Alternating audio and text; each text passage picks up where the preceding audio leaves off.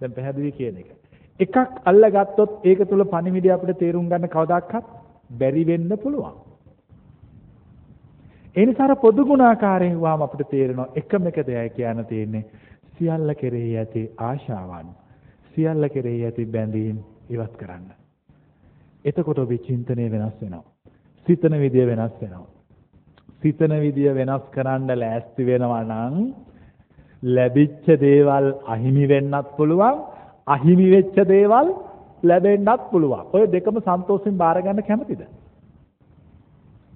මෙතෙක් කල් අහිමි වෙලා තියෙන දේවල් අහිමි වුණොත් දරා ගන්න පුළුවන්ද? පුළුවන්ද බැරිද? පුළුවන් නම් බුද්ධ ශ්‍රාවකයෙක් වෙන්න පුළුවන්. මෙතෙක් කලක් අහිමි වෙච්ච දේවල් ලැබෙනවා කියන හිතුනොත් ඒකත් දරා ගන්න පුළුවන්ද? සමහරුන්ට අහිමි වෙච්ච දේවල් ලැබෙනකොට දරා ගන්න බෑ. එක මනෝවෛද්‍යවරයෙක් හිටියා. ආච්චියම්ම කෙනෙක් රුපියල් 10ක් දීලා ලොතරැයියක් ගත්තා. මේක ඇදුනා. කෝටි ගාණක්. පුතයි ආච්චියම්මයි විතරයි ජීවත් වෙන්නේ. පුතා බය වුණා මේක ආච්චිට කියන්න. පුතා කල්පනා කළා යන්න ඕන මනෝවෛද්‍යවරයෙක් හම්බ වෙන්න. මනෝවෛද්‍යවරයාට ගිහිල්ලා කවර අහසින් ආච්චිට ලොතරැයිය ඇදිලා. මට කියන්න බයයි මොකද ආච්චි එක සැරේටම නවතින්න පුළුවන් මේක ඇහිච්ච ගම. දරා ගන්න බැරුව. මේක දොස්තර මහත්තයා කියන්න කිව්වා. දැන් ඉතින් දොස්තර මහත්තයා ආච්චියම්මත් එක්ක කතා කරනවා. ආච්චියම්ම මොනවද කරන්නේ? මං ඉතින් ওই මාත්‍ය රුපියල් 5 10ක් හම්බුනොත් බුලත් කිඩක් කාලා ඉන්නවා. දැන් ආච්චියම්මට ලොතරැයියක් කින් රුපියල් 20ක් 30ක් ඇදුනොත් මොකද්ද කරන්නේ? මොනෝ කරන්නද මහත්තයෝ බුලත් කිඩක් කනෝ නැරෙන්න. ඊට වඩා වැඩි ගාණක් ඇදුනොත් මං ඉතින් ඔය පින්දහම් කරගෙන සන්තෝෂින් ජීවත් වෙනවා. හොඳයි ආච්චියම්මට කෝටි ගාණක් ඇදුනොත් කෝටි ගාණක් ඇදලා මොනෝ කරන්නද මහත්තයෝ? මං ඔක්කොම ටික මහත්තයට දෙනවා. ඒකවා දොස්තර මැරුණා.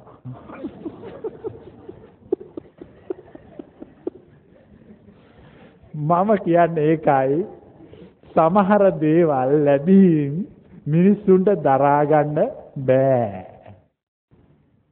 තේරුණාද කියන එක? ඒකත් ඔබට නොවිය යුතුයි. දැන් තේරෙනවද මනසේ තියෙන නිවීම? මනස නිවිලා. ඒ කියන්නේ කිසිම දෙයක විශේෂතාවයක් නැහැ. හොඳට මතක තියාගන්න රහසක්. කිසිම දෙයක විශේෂතාවයක් නැති කෙනාට අහවල් දේ නැහැ කියන එකක් නැහැ. අහවල් දේ තියේ කියන්නේ එකකුත් නැහැ කියන වචනේත් එයාගේ ශබ්දකෝෂේ නැහැ. තියේ කියන වචනේත් එයාගේ ශබ්දකෝෂේ නැහැ. යම් තැනක තිබේ යන වචනයත් නම් තවමත් එතන නැත යන වචනය ඉතුරු වී පවතිනවාය. යම් තැනක නැත යන වචනය පවතිනවා නම් එතන තවමත් ඇත යන වචනය තිබේය. පැහැදිලිනේ කියන එක? ওই වචන දෙකම ඉවත් කරන්න. දැන් ඔබ කවුද? ඔබ බුද්ධ ශ්‍රාවකෙක්. බුදුහාමුදුරන්ගේ ශ්‍රාවකෙක්. එතකොට ඔබට බුදුහාමුදුරුවෝ ආමන්ත්‍රණය කරනවා. අන්න එතකොට තමයි කතා කරන්න පටන් ගන්න. එතකන් කතා කරන්නේ නැහැ. මොකද කතා කරලා වැඩක් නැහැ. බූරුවන්ට මිනිහරක්ට කතා කරලා කිසි තේරුමක් නැහැනේ. දැන් ඔන්න ඔය කියන තැනට ආවහම ඔබට බුදුහාමුදුරුවෝ පේන්න පටන් ගන්නවා. ඒ පණිවිඩය ඔබට ඇහෙන්න පටන් ගන්නවා. ඒක දැනෙන්න පටන් ගන්නවා. ඒක දැනුණා කියලා විශේෂයක් නැහැ. නොදැනුණා කියලා අමුත්තකුත් නැහැ. දැන් බලන්න ඉන්න තැන. මෙච්චර කල් බුදුහාමුදුරුවෝ හොයාගෙන දිව්වේ නැද්ද? කොච්චර දිවිලි දිව්වද? කොච්චර පැනිලි පැන්නද? දැන් මොකද තේරෙන්නේ? එහෙම අවශ්‍යතාවයක් නැහැ. ඊ අවශ්‍යතාවය නැහැ කියන්නේ ඔබට බුදුහාමුදුරුවෝ මොන වෙලාද? ඔබේ අතුලාන්තයට වැඩම කළා. ඔය ඔක්කොම දඟලන්නේ තමුන් බලාපොරොත්තු වෙන දෙයක් සාක්ෂාත් කරගන්න. ඉගෙන ගන්න විභාගේ පාස් වෙන්න. පාස් වුණාම ඒකේ විශේෂයක් විශ්වවිද්‍යාලයන් කොච්චර දඟලනවද? කොච්චර සිහිනමවනවද? ගිහිල්ලා ඉවර වෙනහම උපාධිය ගත්තාම ඒකත් තවත් පරණ මතකයක් විතරයි. විශේෂයක් නැහැ. බුදුහාමුදුරුවෝ හමු වීමත් ඔය වගේ. තේරෙනවද මං කියන්න හදන දේ? හමු වෙලා ඉවර වුණාම විශේෂයක් නැහැ. ඒ කෙනා තමයි ලෝකේ ඉන්න සාර්ථකම කෙනා. ඒ කෙනා විනාශ කරන්න ඇයි විනාශ කරන්න බැරි? විනාශ කරන්න කියලා කවුරු හරි ඇවිල්ලා ගහනකොට එයා හිතනවා මේගොල්ලෝ ඔක්කොම එකතු වෙලා මට මල් පූජා කරනවා. මම දැන් මේ කරන්න ඕන මේ පූජා කරන මල් ටික සන්තෝෂෙන් බාර ගන්න ඕන. ආලවක යකා බුදුහාමුදුරන්ට මොකද්ද කළේ? අහලා නැද්ද ආලෝකයේ ඇවිල්ලා නවවිධ වර්ෂා වැස්සුවා. ගිනි වර්ෂා, ජල වර්ෂා, ඊතල වර්ෂා, ආයුධ වර්ෂා, සියලු වර්ෂා. ඒ සියල්ල ඔබ අහලා තියෙනවා මොන වුණා කියලාද? අහලා තියෙනවා. ඒ සියල්ල බුදුහාමුදුරු ඉස්සරහා මල් බවටපත් වුණා. මොකක්ද ඒ කියන්නේ? එන කිසිම වර්ෂාවක් නරක විදියට බුදුහාමුදුරුවෝ ගත්තේ නෑ. ඒවා මල් වර්ෂා කියලා හිතලා බාරගත්තා. ඉතින් ප්‍රශ්නයක් නෑනේ. ගල් උනත් මල් උනත් මොකද? දෙකේම වචන දෙකයි.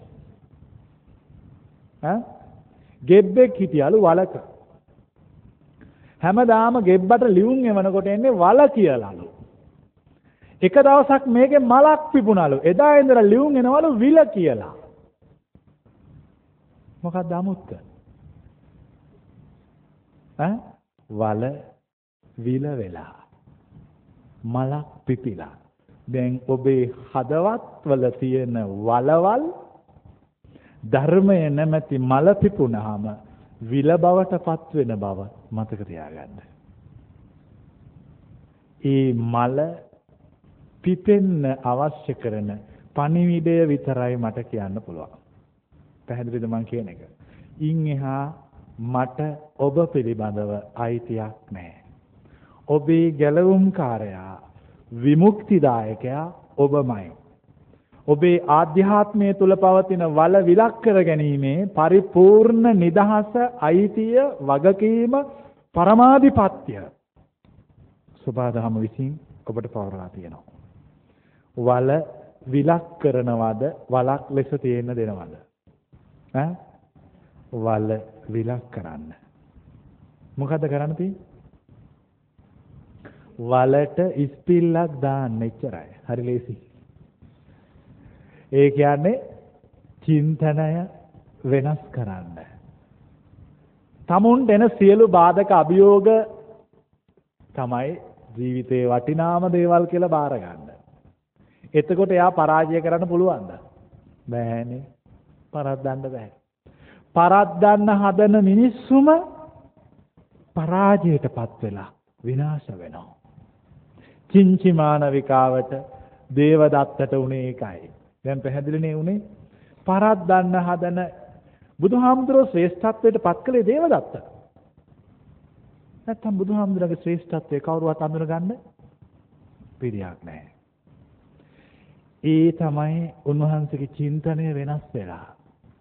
වෙනදා වෛර කරනකොට බෝධිසත්ව කාලේ නම් හැප්පෙන්න ගියා.